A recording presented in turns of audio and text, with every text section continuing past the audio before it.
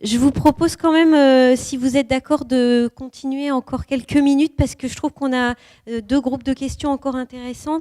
Le premier sur les associations qui œuvrent pour la fin de vie meilleure collaborent avec le personnel soignant et l'administration des différents hôpitaux. Comment est-ce que cela se fait ? Et est-ce que l'administration favorise le personnel des associations dans leurs travaux et pour assister les usagers ? Est-ce que les usagers veulent nous répondre sur la manière dont ils travaillent avec les établissements ?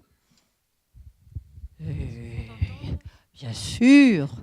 Non, je pense qu'on a des textes réglementaires. Hein.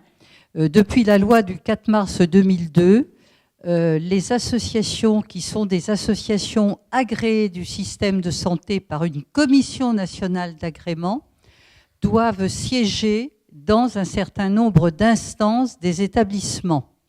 Le conseil de surveillance de l'établissement, l'ancienne commission des relations avec les usagers pour la qualité et la prise en charge, qui depuis la loi de modernisation s'appelle la commission des usagers, pour examiner les plaintes, les réclamations des personnes qui ont été hospitalisées, même les événements indésirables graves, parce que ça aussi c'est quelque chose d'important, parce que là on est véritablement dans le domaine de la sécurité et de la pertinence des soins.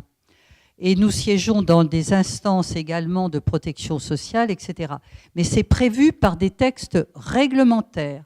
Et un établissement ne peut pas s'opposer à ce que des représentants d'usagers siègent dans ces instances qui sont justement pour être une aide aux patients et à leur environnement. Alors, qu'on soit très très clair, les représentants d'usagers doivent avoir une formation, c'est prévu dans le dernier texte réglementaire de la loi de modernisation, pour qu'ils remplissent véritablement leur mission. Ils ne sont absolument pas là pour perturber le fonctionnement de l'établissement, moi je suis très très claire là-dessus, mais pour travailler avec l'établissement, avec les soignants, avec la direction, pour que tout soit mis en œuvre pour ce respect du droit des usagers du système de santé. Ça, vraiment, je tiens absolument à le dire. Et aujourd'hui, un représentant d'usagers ne peut pas être représentant d'usagers dans une structure de soins ou dans un conseil de caisse primaire d'assurance maladie s'il n'a pas eu une formation de base. Hein.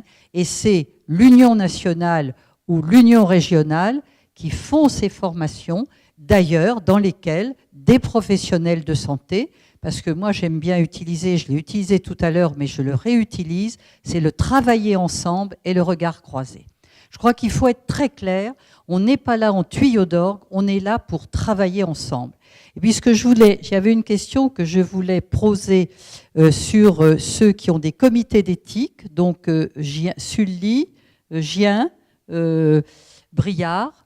Est-ce que dans vos comités d'éthique, d'établissement, vous avez des représentants d'usagers ? Parce que les représentants d'usagers doivent y siéger.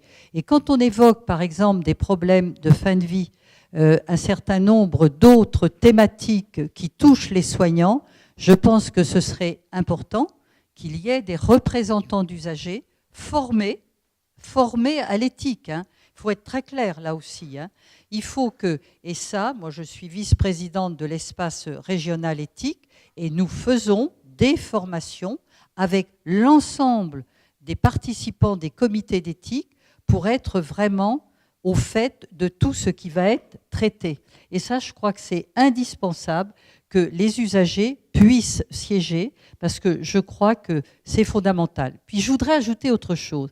Quand j'ai vu autour de cette table ronde tous ceux qui sont intervenus, c'est que quand on est dans le domaine de la santé, ça n'appartient pas qu'aux professionnels de santé.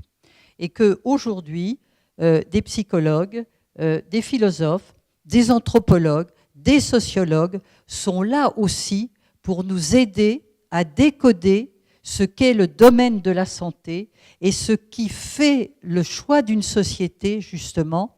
Et vous l'avez bien dit tout à l'heure, Monsieur Denisot, c'est qu'une société, elle a besoin de tous ses membres. Hein. Et quand je parle de ses membres, c'est de tous les êtres humains qui la constituent et qui sont à même d'apporter, justement, chacun là où ils sont, avec ceux qu'ils sont, eh bien, on ne peut, aucune société, notamment une société où on est des démocraties, puisque nous, on s'appelle la démocratie en santé, eh bien, on doit tous y être présents. Et ça, je crois qu'il faut aujourd'hui que le domaine de la santé ne soit pas réservé aux seuls professionnels de la santé, mais qu'on soit là avec toutes les compétences qui constituent une société pour œuvrer ensemble, pour qu'elle soit vraiment dans le respect et la dignité de tous. Merci.